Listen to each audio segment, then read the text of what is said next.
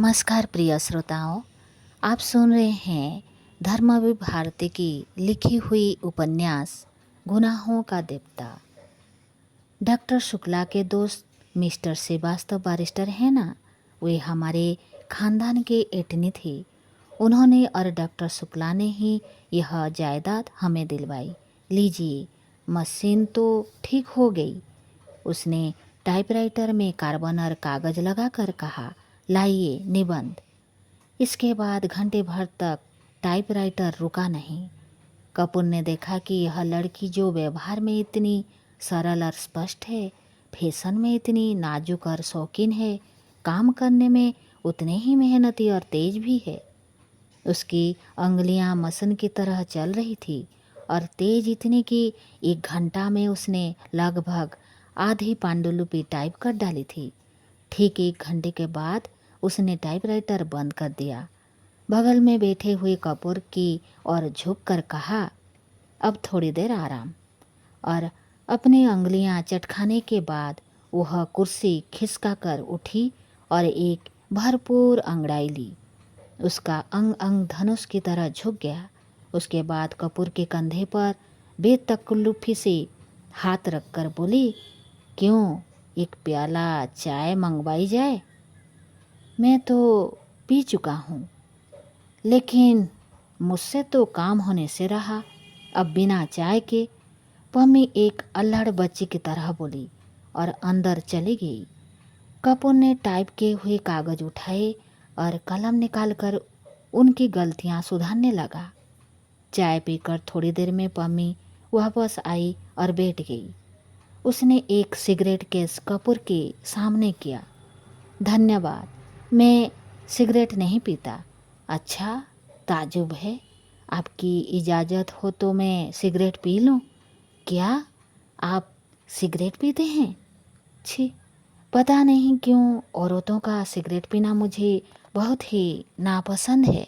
मेरी तो मजबूरी है मिस्टर कपूर। मैं यहाँ के समाज में मिलती जुलती नहीं। अपने विवाह और अपने तलाक के बाद मुझे एंग्लो इंडियन समाज से नफरत हो गई है। मैं अपने दिल से हिंदुस्तानी हूँ, लेकिन हिंदुस्तानियों से घुलना मिलना हमारे लिए संभव नहीं। घर में अकेले रहती हूँ। सिगरेट और चाय से तबीयत बदल जाती है। किताबों का मुझे शौक नहीं। तलाक के बाद अपने पढ़ाई जारी क्यों नहीं रखी? कपूर ने पूछा। मैंने कहा ना कि किताबों का मुझे शौक नहीं बिल्कुल, पम्मी बोली। और मैं अपने को आदमियों में घुलने मिलने के लायक नहीं पाती। तलाक के बाद साल भर तक मैं अपने घर में बंद रही। मैं और बंटी, सिर्फ बंटी से बात करने का मौका मिला। बंटी मेरा भाई, वह भी बीमार और बूढ़ा। कहीं कोई तकल्लुफ़ की गुंजाइश नहीं। अब मैं हर एक से बेतकल्लुफ़ी से बात करती हूँ तो कुछ लोग मुझ पर हंसते हैं, कुछ लोग मुझे सभ्य समाज के लायक नहीं समझते, कुछ लोग उसका गलत मतलब निकालते हैं। इसीलिए मैंने अपने को अपने बंगले में ही कैद कर लिया है। अब आप ही हैं। आज पहली बार मैंने देखा आपको। मैं समझ ही नहीं पाई कि आपसे कितना दुराव रखना चाहिए। अगर आप भले मानस ना हो तो आप इसका गलत मतलब निकाल सकते हैं। अगर यही बात तो है, कपूर हंसकर बोला, संभव है कि मैं भले मानस बनने के बजाय गलत मतलब निकालना ज़्यादा पसंद करूं। तो संभव है मैं मजबूर होकर आपसे भी ना मिलूं। पम्मी गंभीरता से बोली, नहीं मिस डिक्रूज, नहीं, आप पम्मी कहिए, डिक्रूज नहीं। पम्मी सही, आप गलत ना समझे, मैं मजाक कर रहा था, कपूर बोला। उसने इतनी देर में समझ लिया था कि यह साधारण ईसाई छोकरी नहीं है। इतने में बंटी लड़खड़ाता हुआ हाथ में धूलसना खुरपा लिए आया और चुपचाप खड़ा हो गया और अपनी धुंधली पीली आंखों से एकटक कपूर को देखने लगा। कपूर ने एक कुर्सी खिसवा कर दी और कहा, आइए। पम्मी उठी और बंटी के कंधे पर एक हाथ रखकर उसे सहारा देकर कुर्सी पर बिठा दिया। बंटी बैठ गया और आंखें बंद कर ली। उसका बीमार कमज़ोर व्यक्तित्व जाने कैसा लगता था कि पम्मी और कपूर दोनों चुप हो गए। थोड़ी देर बाद बंटी ने आंखें खोली और बहुत करुण स्वर में बोला, पम्मी, तुम नाराज हो? मैंने जानबूझकर तुम्हारे मित्र का अपमान नहीं किया था।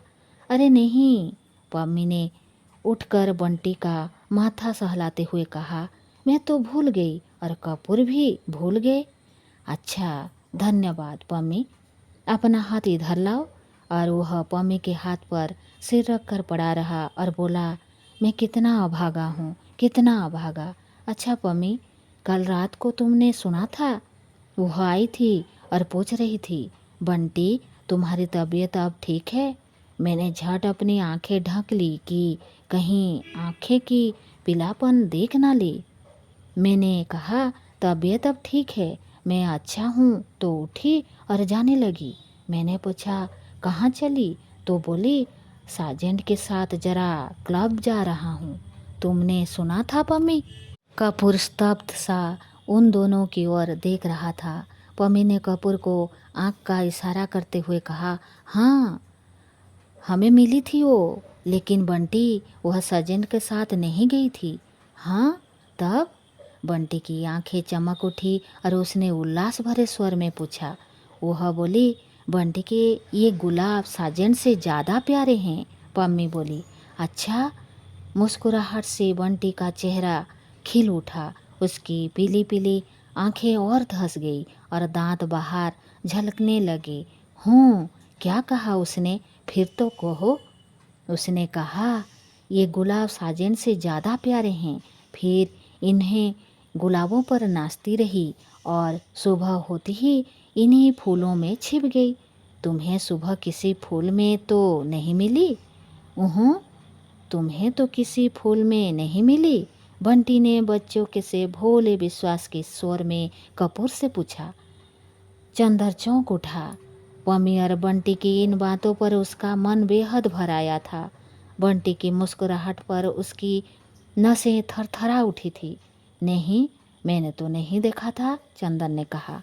बंटी ने फिर मायूसी से सिर झुका लिया और आंखें बंद कर ली और सिरहाती हुई आवाज़ में बोला, जिस फूल में वह छिप गई थी उसी को किसी ने चुरा लिया होगा। फिर सहसा वह तन कर खड़ा हो गया और पुचकारते हुए बोला, जाने कौन ये फूल चुराता है? अगर मुझे एक बार मिल जाए तो मैं उसका खून ऐसे पी लूँ। उसने हाथ की अंगुली काटते हुए कहा और उठकर लड़खड़ाता हुआ चला गया। वातावरण इतना भारी हो गया था कि फिर पम्मी और कपूर ने कोई बातें नहीं की। पम्मी ने चुपचाप टाइप करना शुरू किया और कपूर चुपचाप बंटी की बातें सोचता रहा। घंटा भर बाद टाइपराइटर खामोश हुआ तो कपूर ने कहा, पम्मी, मैंने जितने लोग देखे हैं उनमें शायद बंटी सबसे विचित्र है और शायद सबसे दयनीय। पम्मी खामोश रही। फिर उसी लापरवाही से अंगड़ाई लेते हुए बोली, मुझे बंटी की बातें पर जरा भी दया नहीं आती। मैं इसका दिलासा देती हूँ क्योंकि वह मेरा भाई है और बच्चे की तरह नासमझ और लाचार है। कपूर चौंक गया। वह पम्मी की ओर आश्चर्य से चुपचाप देखता रहा, कुछ बोला नहीं। क्यों, तुम्हें ताज्जुब क्यों होता? पम्मी ने कुछ मुस्कुराकर कहा, लेकिन मैं सच कहती हूँ, वह बहुत बीमार हो गई। मुझे जरा तरस नहीं आता इस पागलपन पर। क्षण भर चुप रही, फिर जैसे बहुत ही तेजी से बोली, तुम जानते हो उसके फूल कौन चुराता है? मैं उसके फूल तोड़कर फेंक देती हूँ। मुझे शादी से नफरत है। शादी के बाद होने वाली आपसी धोखेबाजी से नफरत है और उस धोखेबाजी के बाद इस झूठ मूठ की यादगार और बेईमानी की पागलपन से नफरत है। और ये गुलाब के फूल, ये क्यों मूल्यवान हैं? इसीलिए ना कि इसके साथ बंटी की ज़िंदगी की इतनी बड़ी ट्रेजेडी गूंथी हुई है। अगर एक फूल के खूबसूरत होने के लिए आदमी की ज़िंदगी में इतनी बड़ी ट्रेजेडी आना ज़रूरी है तो लालत है इस फूल की खूबसूरती पर। मैं उससे नफ़रत करती हूँ, इसीलिए मैं किताबों से नफ़रत करती हूँ, एक कहानी लिखने के लिए कितनी कहानियों की ट्रेजेडी बदरसत करनी होती है। पम्मी चुप हो गई। उसका चेहरा सुर्ख हो गया था। थोड़ी देर बाद उसका तेज उतर गया और वह अपने आवेश पर खुद शर्मा गई।